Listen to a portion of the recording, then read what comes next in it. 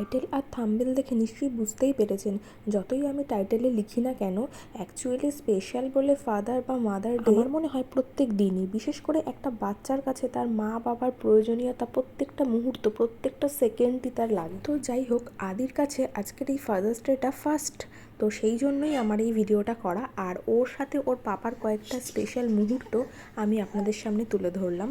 আর ওর সাথে ওর পাপার সম্পর্কটা কি আর বলবো, মানে ও যদি ওর পাপা থাকে তাহলে আর কাউকে চাই না, ও যদি আমার কোলেও থাকে তাহলেও ওর পাপার কাছে যাওয়ার জন্য কান্নাকাটি করে। আর যেই দিন ছুটির দিন বাড়িতে থাকে সেই দিন তো সারা দুপুর ছেলে ওর কাছেই থাকে। আরও কিছু কথা শেয়ার করি, ছোট থেকে বড় হয়ে ওঠা ওর।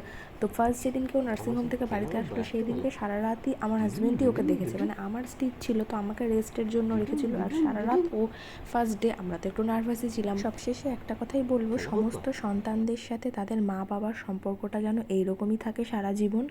আর আমার বাবা আর আমার শ্বশুর মশাই দুজনকেই আমার তরফ থেকে জানাচ্ছি। আমাকে নেবেন? আপনি চালাবেন গাড়িটা? বিশেষভাবে কোনো সেলিব্রেশন করার নেই আজকের দিনটা, জাস্ট আমরা একটু ঘুরতে বেরোবো এই আর কি।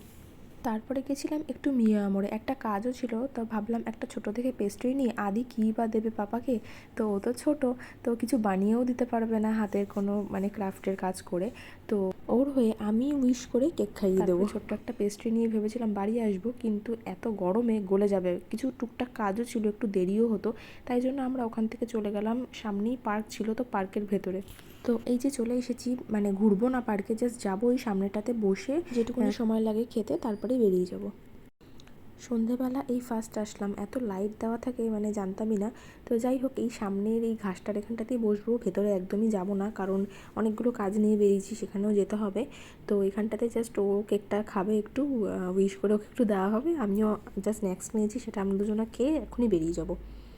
আর ছেলে আমার এই সমস্ত কিছুই বোঝে না, কিন্তু তবু ও যখন বড় হবে তখন তো দেখবে, এটাই মনের শান্তি।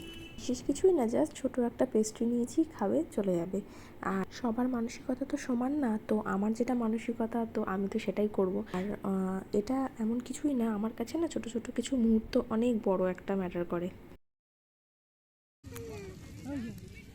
এরা পাপা হ্যাপি ফাদার্স ডে বলো বাবা, বলো বাবা, পাপাকে বলো হ্যাপি ফাদার্স ডে।